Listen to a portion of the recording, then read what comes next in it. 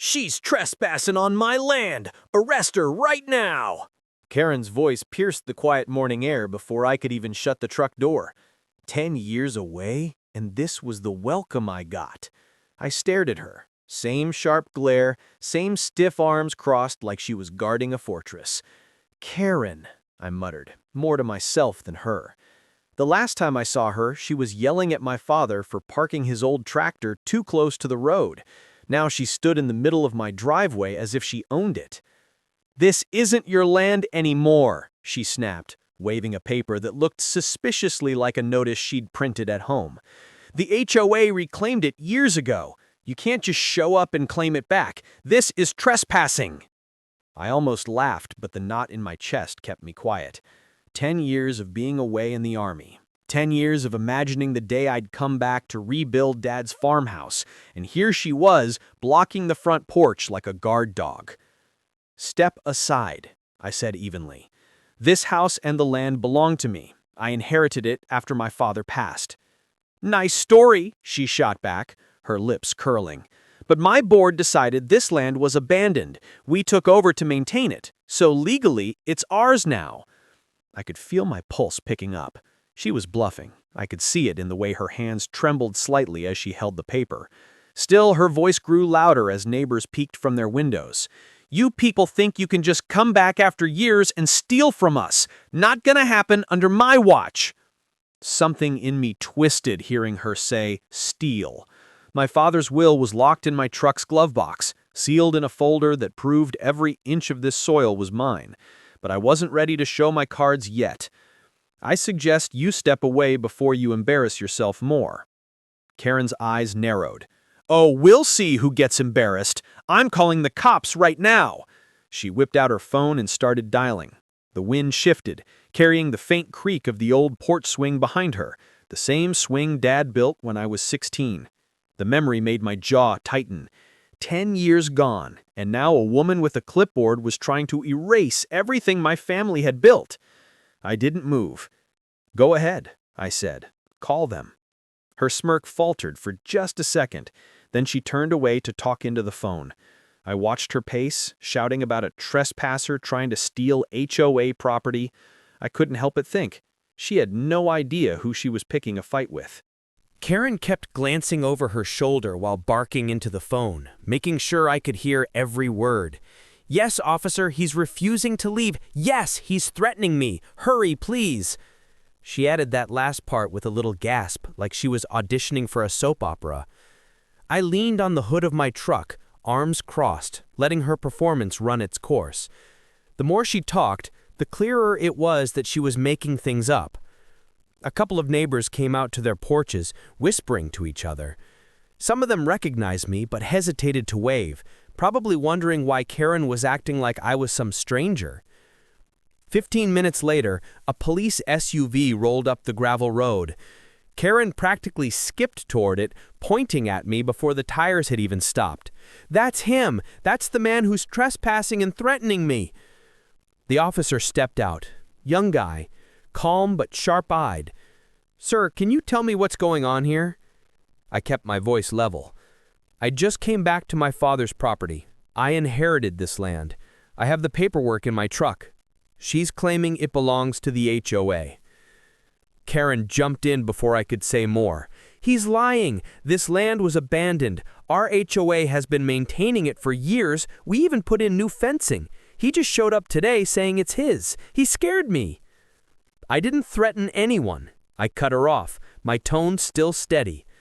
"I came back to fix up my dad's farmhouse. I've been away serving in the army. I can show you my father's will and the title deed."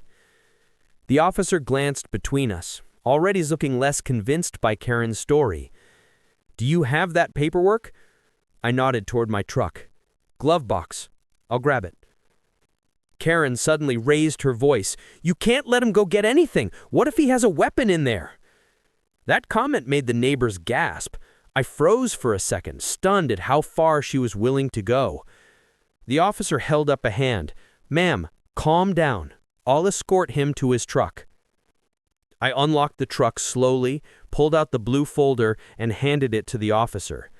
Inside were signed will, death certificate, and property deed.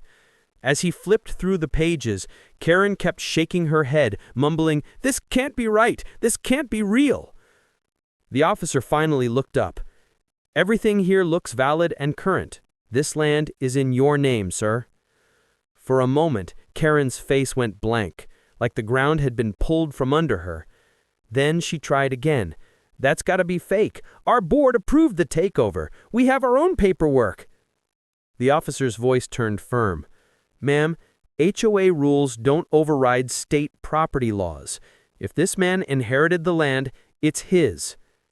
Karen's lips thinned to a hard line. "You don't understand. He's not telling you everything." The way she said it caught me off guard. I could feel her plotting something new, something she hadn't played yet. Karen's words hung in the air, heavy and strange, as if she just hinted at some hidden truth only she knew. The officer frowned. "What exactly do you mean by that, ma'am?"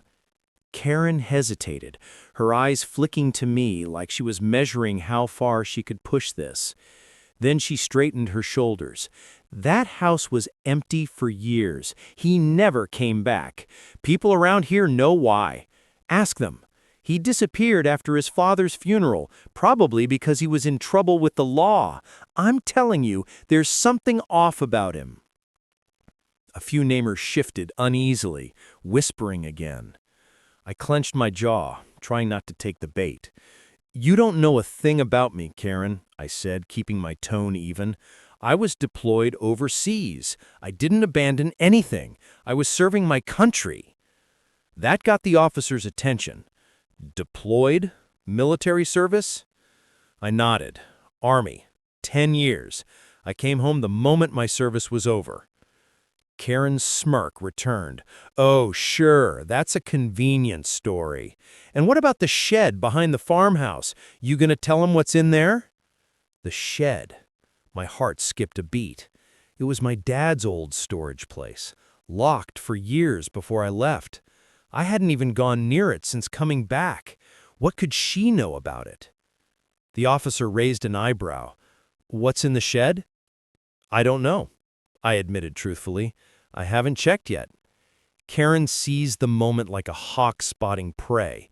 "Exactly. He doesn't know because he hasn't been here for a decade. We've had to report strange noises coming from that shed for years. My board believes someone's been living there. We tried to get permission to open it but couldn't. Isn't that suspicious?"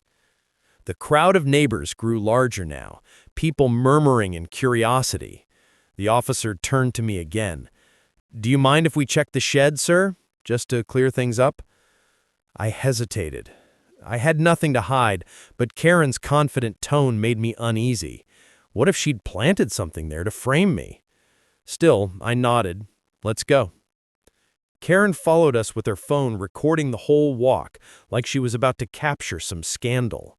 The gravel crunched under our feet as we crossed the yard. The shed looked the same.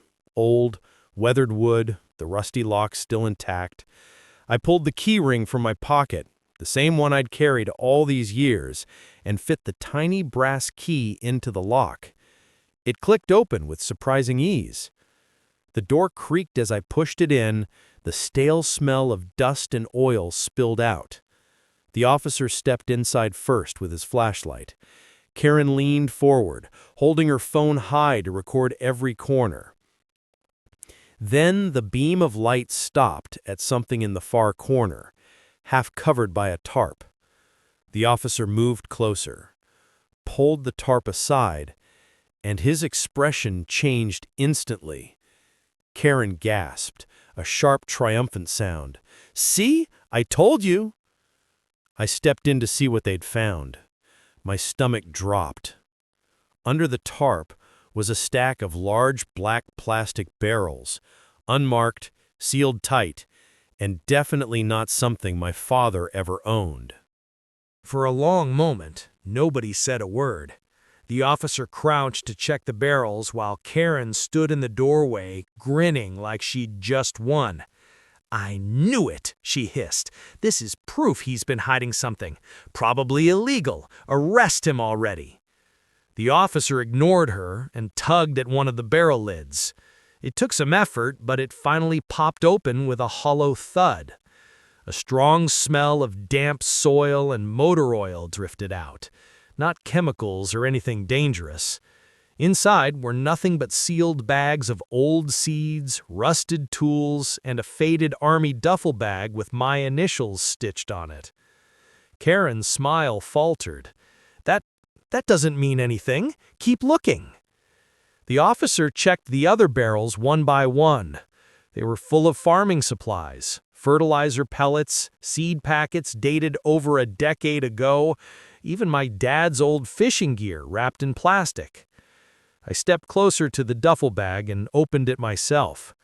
Inside were my father's journals, a few folded flags from his Veterans Club, and a stack of letters he'd written to me while I was deployed but never mailed. My throat tightened as I ran a hand over the top envelope with my name on it. Karen's voice cracked as she tried again. "He planted all that to look innocent. You can't just—" The officer cut her off, his tone sharper than before. "Ma'am, there's nothing illegal here. These barrels are just storage. You've wasted enough of my time with these accusations." She tried to argue, but the officer held up his hand.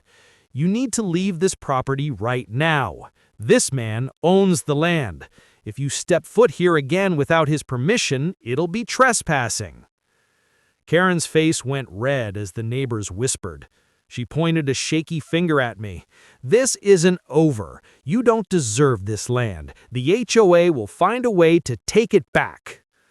I didn't respond.